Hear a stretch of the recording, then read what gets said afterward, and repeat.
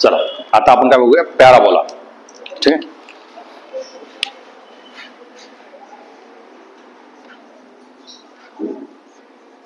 नावातच चांगलं आहे, पॅराबोला.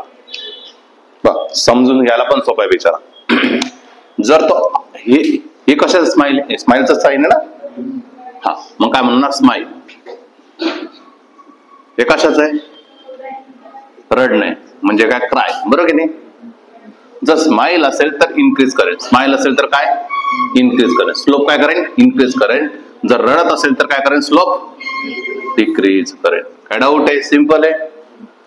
जर हसत असेल तर काय, इन्क्रीज करतो. रडत असेल तर काय, डिक्रीज करतोय. तर येणार आहे, चालू. हा बघ, झिरोच्या पुढे जात असेल, झिरोच्या पुढे म्हणजे 0 1 2 3 असं जात असेल, आणि दुसरा आहे 3 2 0, म्हणजे झिरो कडे येत असेल, पुढे जात असेल. दोन कन्सेप्ट आहे. झिरोच्या पुढे जात असेल तर काय म्हणायचं, इन्क्रीज करतोय. झिरोच्या पुढे जात असेल तर काय, इन्क्रीज करतोय. काय पण मॅग्निट्यूड ऑफ स्लोप आपण घेतलं होतं ना, मॅग्निट्यूड ऑफ स्लोप काय करतोय, इन्क्रीज करतोय. हा काय करेल, magnitude of slope. Magnitude of slope काय करेल, डिक्रीज करेल. समजलं का. आपण स्ट्रेट लाईन मध्ये शिकलो होतो, आठवत आहे ना. जेव्हा तो ऑप्टिज अँगलला गेला होता तेव्हा काय होत होता, स्लोप इन्क्रीज होत होता आणि मॅग्निट्यूड ऑफ स्लोप काय करत होता, डिक्रीज करत होता. इथं काय म्हटलं मी, ओळखण्यासाठी आपण असं म्हणतोय, झिरोच्या पुढे जात असेल तर काय म्हटलं मी, मॅग्निट्यूड ऑफ स्लोप काय करतोय, इन्क्रीज करतोय. झिरोकडे येत असेल तर काय, डिक्रीज करतोय. आता मी जर तुम्हाला असं विचारलं, हे सांगा एक कसं आहे, या प्रत्येकाचा स्लोप कसा आहे, पटकन. पहिल्याचं काय, हा काय करतोय, इन्क्रीज करतोय. हा काय करतोय, डिक्रीज करतोय. आणि हा झिरो आहे. स्लोप कसा आहे, झिरो आहे ना. y2 - y1 आहे, सॉरी y2 - y1 काय, झिरो आहे. आणि x2 - x1 काहीतरी असं, पण झिरो अपॉन समथिंग असलं तर काय येणार आहे, झिरो येणार आहे. एवढं तर कळालं. मला सांगा, असं जर मी केलं, असं जर केलं, इथं किती येणार, अशी लाईन काढणार ना, टँजंट काढणार, तर इथं स्लोप किती येणार आहे, स्लोप किती येणार आहे, झिरो ना. पॅरलल लाईन झाली. जर अशा आली असती तर तुम्ही इथं काय केलं असतं, टँजंट टाकलं असतं, स्लोप किती आला असता, झिरो. काय डाऊट आहे, समजलं का. जर मी असं म्हटलं असतं तर तुम्ही म्हटलं इथं किती येत आहे, स्लोप किती येत आहे, झिरो येत आहे. मी जर म्हटलं असं, अजून काय झालं, असा स्लोप किती येणार आहे, काय डाऊट आहे, हे समजलं का. इथं स्लोप झिरो, इथं स्लोप झिरो, इथं स्लोप झिरो, इथं स्लोप झिरो. का बरं स्लोप तसा झिरो येतोय, कळालं. मग पुढच्या कन्सेप्ट मध्ये आपण काय घेणार आहे, बघ मी असं येतं, असणारा बरोबर की नाही, असणार आहे. असणारा म्हणजे स्लोप काय करतोय, असा ग्राफ येणार आहे. असा ग्राफ नाही ना, मी फक्त फील करण्यासाठी आपण लिहिलंय. असा ग्राफ येणार आहे, तर असा येईल किंवा असं जाणार आहे. हा, मी विचारलं, पटकन सांगा कोणता ग्राफ, असणारा ग्राफ म्हणलाय, म्हणजे काय करेल, स्लोप काय करेल, स्लोप काय करेल, इन्क्रीज करेल. हा स्लोप काय करेल, हा स्लोप काय करेल, इन्क्रीज करेल का डिक्रीज करेल, इन्क्रीजच करेल. कारण की असण्याचा पार्ट येतो, असण्याचा पार्ट असेल तर काय करेल, स्लोप इन्क्रीज. काय डाऊट आहे. आता मला एक सांगा, इथं स्लोप किती येणार आहे, इथं स्लोप किती येणार आहे, इथं किती येणार आहे, झिरो. इथं काय येणार आहे, झिरो. एवढं तर कळतंय. आता मला सांगा, कोणता पण मी ग्राफ जर ड्रॉ करत असेल, कोणता पण मी ग्राफ ड्रॉ करत असेल, या साईडला जाते वाढते किंवा होते, वाढतं ना. म्हणजे मला कोणत्या साईड जावं लागेल, या साईडला जावं लागेल. म्हणजे या साईडला काहीतरी व्हॅल्यू असेल, ती जाऊन कोणाकडे गेली, झिरो कडे गेली. जर झिरो कडे जात असेल तर काय, निगेटिव्ह. मॅग्निट्यूड ऑफ स्लोप काय होईल, हा कसा झिरो पासून निघतोय, झिरो पासून तो 1 2 3 काही होईल, हा काय होईल 1 2 3 पासून झिरो येतोय, फरक आहे ना. मग इथं काय म्हटलं मी, magnitude of slope. Magnitude of slope काय करतोय, पटकन पटकन स्लोप इन्क्रीज करतो का डिक्रीज करतोय, दावा रे डोकं. आता शिकवलं ना रे, काय करतोय, झिरो कडे येतोय का झिरो कडे चाललाय, झिरो कडून चाललाय का झिरो कडे येतोय, झिरो कडे. मग कसं आहे, डिक्रीज करेन, स्लोप काय करेन, डिक्रीज करेन, स्लोप काय करेन, इन्क्रीज करेन. डायरेक्ट क्वेश्चन येणार तुम्हाला. असा ग्राफ देऊन तुम्हाला विचारतील ते काय होतंय, मॅग्निट्यूड बद्दल विचारते किंवा डायरेक्ट स्लोप बद्दल विचारते.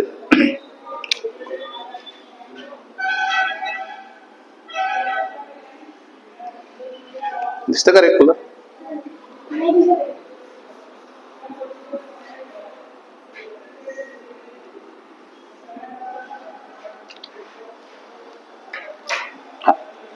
मला सांगा पटकन, इथं काय होणार आहे, कोणता ग्राफ आहे, रडणार आहे. रडणार असेल तर स्लोप काय करेल, डिक्रीज करेन. रडणाराचे स्लोप काय करेन, डिक्रीज करेन. पण मॅग्निट्यूड ऑफ स्लोप बद्दल बदलतोय ना, मॅग्निट्यूड ऑफ स्लोप बदलतोय. हा काय होतंय, इथं किती होणार आहे, 0. इथं किती होणार आहे, 0. 1 कडून 0 कडे चालला असं म्हणा ना, 1 कडून 0 कडे चालला. काय होतंय, वाढते कमी होते, डिक्रीज होतंय. 0 कडून 1 कडे चाललाय, काय होतंय, काय डाऊट आहे. आता ह्या ग्राफ बघितल्या आपलं फील होईल की याच्यामधला कोणता graph magnitude of slope increase करतोय का स्लोप डिक्रीज करतोय, या गोष्टी करता येईल. असणारा ग्राफ इन्क्रीज करतो, रडणारा ग्राफ डिक्रीज करतो. क्लिअर इथपर्यंत, जाऊ पुढे. बघा आता आपण ग्राफ काढण्याचा प्रयत्न करू. जसं की आपल्याला माहित होतं y is directly proportional to the x आला तर मी काय म्हणतो स्ट्रेट लाईन, बरोबर की नाही. y बरोबर काय x आला तर काय म्हणतो मी स्ट्रेट लाईन, बरोबर की नाही. आणि y is inversely proportional to the x आला तर त्याला आपण काय म्हटलं तर हायपरबोल, बरोबर की नाही. मग या केसमध्ये आपण x स्क्वेअर, x क्यूब किंवा वरती 2, 3, 4 असं घेतलं ना काल, ते हायपरबोलचे केस झाले ते. आता याच्यामध्ये काय होणार आहे, y is directly proportional to the x square, x cube, x raise to 3 किंवा रूट मधले पण 1/2 हे जर असं जर बनत असेल तर तुमचा काय बनतो, पॅराबोला. कसं बनेल तो पॅराबोला. काय डाऊट आहे, पॅराबोला कधी बनणार आहे, जेव्हा माझ्या इक्वेशन मध्ये काय येणार आहे, पॉवर येणार आहे मोर दॅन 1 येणार आहे किंवा रूट मधलं येणार आहे, तेव्हा कसं इक्वेशन बनणार आहे, पॅराबोलाचं इक्वेशन बनणार. क्लिअर आहे. चला बघा मग मी 2 करतो आणि त्याच्यानंतर पुढचे याच्यामध्ये घेऊ. मी म्हटलं y is directly proportional to the काय, x square. y is directly proportional to the काय, x स्क्वेअर.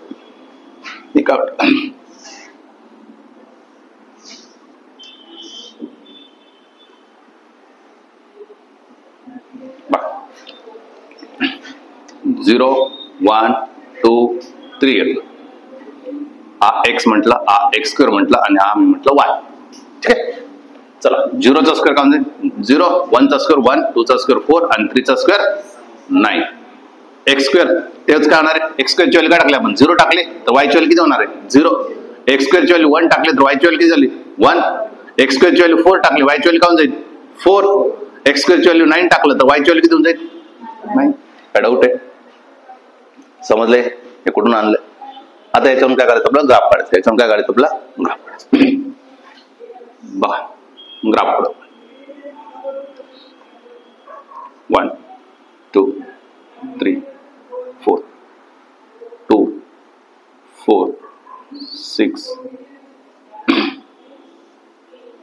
8 आणि 10. बघा जेव्हा x ची व्हॅल्यू आहे ना, x ची व्हॅल्यू 0 तर y ची व्हॅल्यू पण काय 0, म्हणजे इथे येणार आहे x ची व्हॅल्यू 1 तर y ची व्हॅल्यू किती 1. इथे x स्क्वेअर आहे का रे, नाही इथे x म्हणून मी x चा विचार करतोय, x स्क्वेअरचा नाही विचार करतोय. हा x ची व्हॅल्यू 0 तर y ची व्हॅल्यू 0, x ची व्हॅल्यू 1 तेव्हा y ची व्हॅल्यू पण काय 1, म्हणजे इथे 0 आहे म्हणजे हा मिडलला कुठेतरी येणार आहे. नंतर काय x ची व्हॅल्यू 2 आहे, y ची व्हॅल्यू किती आहे 4 आहे. x ची व्हॅल्यू 2 आहे तर y ची व्हॅल्यू किती आहे 4. कळालं का. हा नंतर x ची व्हॅल्यू 3 आहे, y ची व्हॅल्यू किती 9 आहे, म्हणजे इथे आहे. काय डाऊट आहे, समजलंय. जर मी याला लाईनला जॉईन केलं, याला लाईनला जॉईन केलं तर मला या पद्धतीने ग्राफ भेटणार. कळालं का. सिमिलरली दिसतोय का पाठ, सिमिलरली मी याला या पद्धतीने घेतला.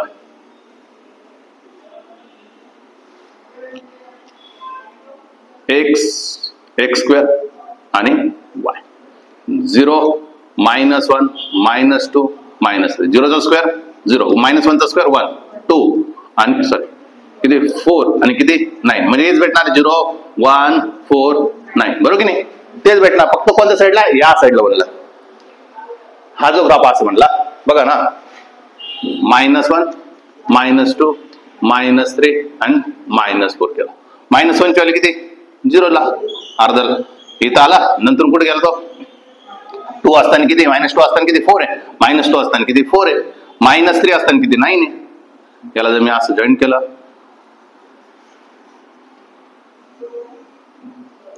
एक्झॅक्टली मिरर बनतो ना रे त्याचा. एक्झॅक्टली काय बनणार? मिरर बनणार आहे. याचाच मिरर इकडे बनला ना. हे लॉजिक कळालं का?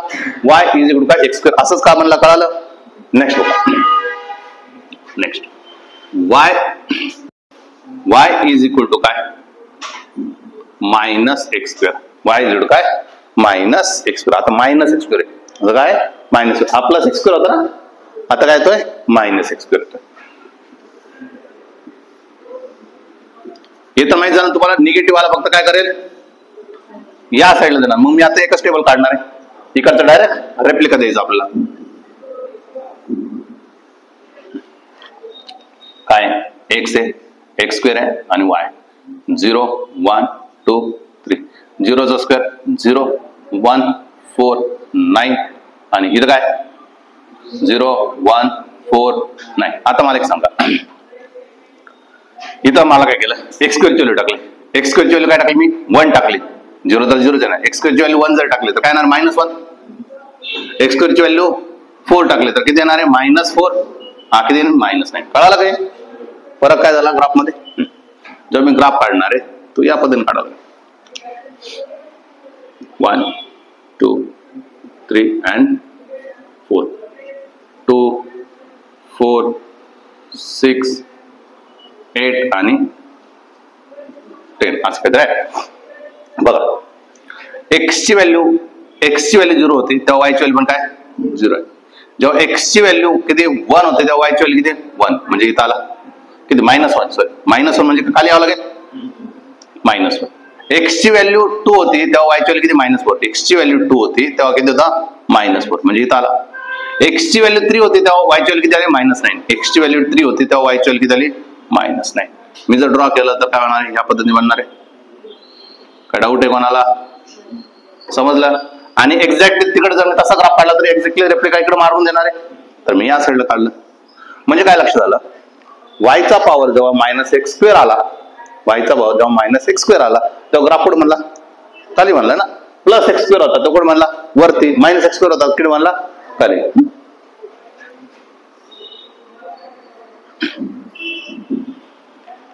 आता मी काय म्हटलं? दिसतंय का पाठ? इथपर्यंत दिसेल का? सगळं दिसतंय. ओके.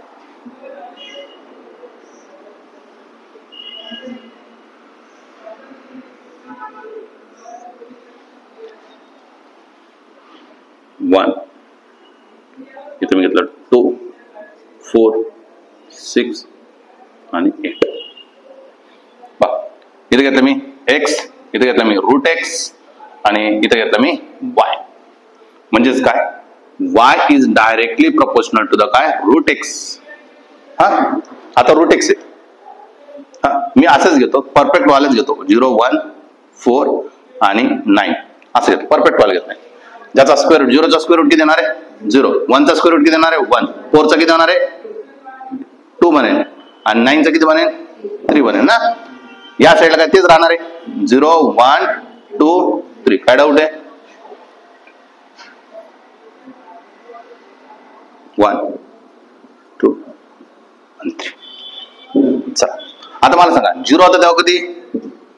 0 आहे. जेव्हा 1 होता तेव्हा x ची व्हॅल्यू 1 आणि y ची व्हॅल्यू पण किती? 1. x ची व्हॅल्यू 1, y ची व्हॅल्यू पण किती? 1. इथं आला. x ची व्हॅल्यू 2, x ची व्हॅल्यू किती? 4, y ची व्हॅल्यू किती? 2. x ची व्हॅल्यू 4, y ची व्हॅल्यू किती? 2. x ची व्हॅल्यू 9, y ची व्हॅल्यू किती? 3. x ची व्हॅल्यू 9, y ची व्हॅल्यू किती? 3. म्हणजे इथं कुठे 3? लॉजिक कळालं? याचा जर मी ग्राफ तयार केला तर ग्राफ तयार केल्यानंतर तो ग्राफ असा बनतोय. कळालं का? हा ग्राफ असं बनणार आहे. आणि कालच्या साईडला जर मी केला तर काय होणार आहे? खाली एक्झॅक्टली रेप्लिका मारणार आहे या पद्धतीने. जेव्हा रूट आला तर कोणत्या साईडला थोबाड केला? असं केलं थोबाड. हा, आता काय राहिलं? लास्ट वाला. y is inverse directly proportional to the √x. Y is direct वर्षण तुझं काय रूट एक्स. जेव्हा रूट एक्स बनणार आहे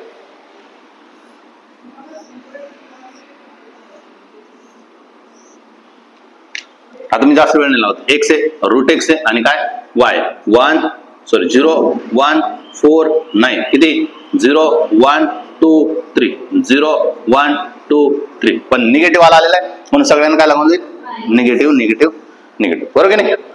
ओके मग ग्राफ काढलाय तर हा ग्राफ असं ना डायरेक्ट एक्झॅक्टली या साईड तो बडा करेल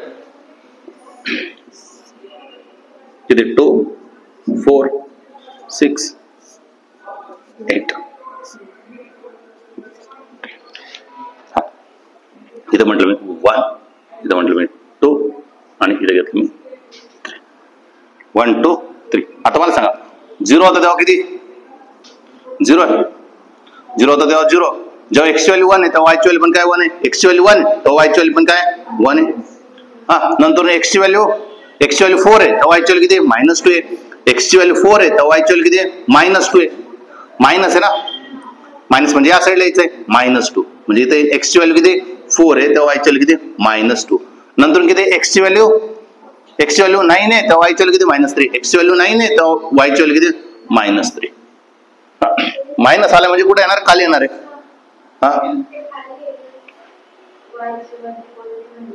या साईडला जाईल आणि अल्टिमेटली त्याचा रेप्लिका काढला तर काय म्हणजे या पद्धतीने कळालं का. एक्झॅक्टली रेप्लिका काढला तर तो कडे मारतो खाली आणि वरती बस.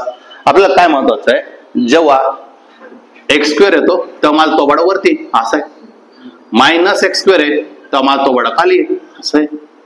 जेव्हा माझा रूट x आहे तेव्हा मला तो बडा या साईडला आहे असं आहे. -√x आहे तेव्हा मला तो बडा या साईडला आहे असं. कळालं का सिंपल आहे असं लक्षात ठेवा सोपं आहे. त्याच्यानंतर आता काय राहील x² होता आता x³ x4 ला काय फरक पडेल.